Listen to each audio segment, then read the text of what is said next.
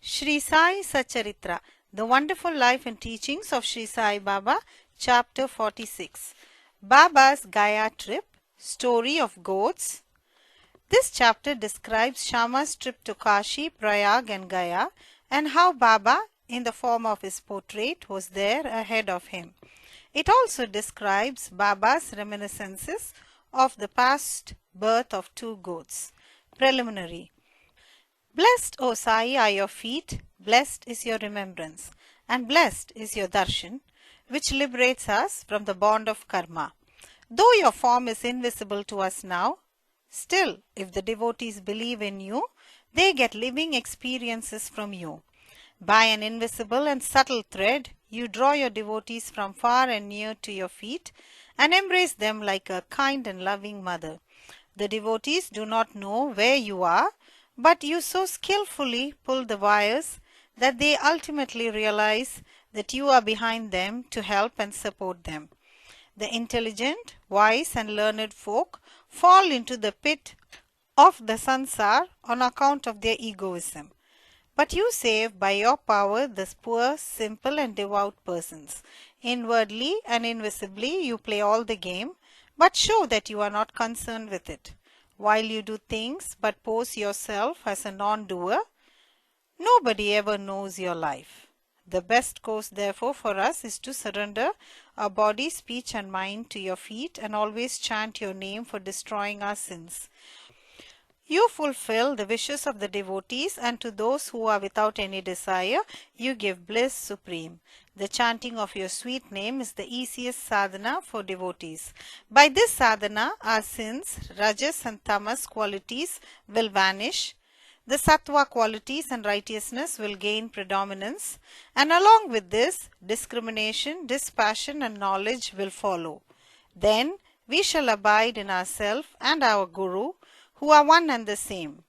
This is what is called complete surrender to the Guru. The only sure sign of this is that our mind gets calm and peaceful.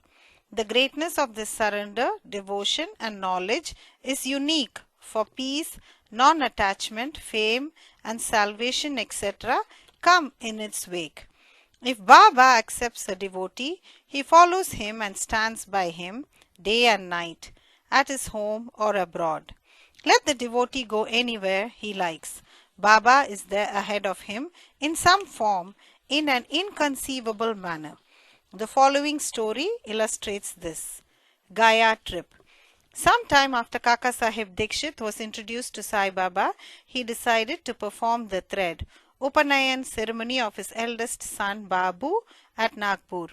At about the same time, Nana Sahib Chandorkar decided to perform the marriage ceremony of his eldest son at Gwalior. Both Dikshit and Chandorkar came to Shirdi and lovingly invited Baba for these functions. Baba asked them to take Shama as his representative. When he pressed to come in person, Baba told them to take Shama with them and said, after doing Benares and Prayag, we should be ahead of Shama. Now, mark these words for they show Baba's all-pervasiveness. After taking the permission of Baba, Shama decided to go to Nagpur and Gwalior for these functions and ceremonies and then to Kashi, Prayag and Gaya. Appa Kote made up his mind to accompany them. They both went first to Nagpur for the thread ceremony. Kaka Sahib Dikshit gave Shama rupees 200 for his expenses. Then they went to Gwalior for the marriage ceremony. There, Nana Sahib Chandorkar gave Shama rupees 100 and his Vyahi or relative Mr. Jatar gave him also rupees 100. Then Shama went to Kashi and then to Ayodhya. He was well received in Jatar's beautiful temple of Lakshmi Narayan at Kashi or Varanasi or Banaras and in the Ram Mandir at Ayodhya by Jatar's manager. They, that is Shama and Kote, stayed for 21 days in Ayodhya and 2 months in Kashi or Benares. Then they left for Gaya. In the train, they felt little uneasy on hearing that plague was prevailing in Gaya. At night, they alighted at Gaya station and stayed in the Dharamshala. In the morning, the Gaya Wala or the priest who arranges for the lodging and boarding of the pilgrims, came there and said, "The pilgrims have already started. You better make haste." Shama casually asked him whether there was plague in Gaya. "No," said the Gayawala. "Please come without any fear or anxiety and see yourself." Then they went with him and stayed in his house, which was a big and spacious vada. Shama was pleased with the accommodation provided to him, but what pleased him most was the beautiful big portrait of Baba fixed in the central and front portion of the building. On seeing this portrait, Shama was overwhelmed with emotion. He remembered Baba's words, namely, after doing Kashi and Prayag, we would be ahead of Shama, and burst into tears.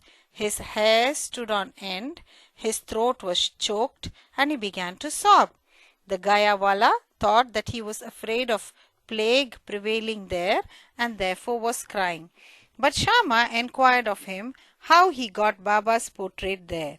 He replied that he had 200 or 300 agents working in Manmad and Puntambe for looking after the convenience of the pilgrims to Gaya, and from them he heard about Baba's fame. Then, about 12 years ago, he went to Shirdi and took Baba's darshan. There he was attracted by Baba's portrait hung in Shama's house, and with Baba's permission, Shama gave it to him.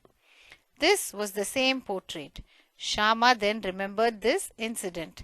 The Gayawala's joy knew no bounds when he heard that the same Shama who obliged him before was his guest now. Then they both exchanged love and service and were most delighted and happy. The Gayawala gave him a royal welcome. He was a very rich man. He sat in a palanquin and made Shama ride an elephant and attended to all his comforts and conveniences. The moral of the story is this, that Baba's words came out true to the letter, and unbounded was his love towards the devotees. But leave this aside. He also loved all creatures equally, for he felt that he was one with them. The following story will illustrate this. 2 goats. Baba was once returning from Lendi when he saw a flock of goats. 2 of them attracted his attention. He went to them, caressed and fondled them, and bought them for rupees 32. The devotees were surprised at this conduct of Baba. They thought that Baba was duped in this bargain, as the goats would fetch rupees 2 each, or at the most rupees 3 or rupees 4 each, that is rupees 8 for both. They began to take Baba to task for this, but Baba kept calm and cool. Shama and Tatia Kote asked Baba for an explanation. He said that he did not care to store money, as he had no home or family to look after. He asked them to purchase at his cost 4 seers of dal or lentil and feed the goats. After this was done, Baba returned the goats to the owner of the flock and gave out the following reminiscences and story of the goats. O Shama and Tatia, you think that I have been deceived in this bargain. No, listen to their story.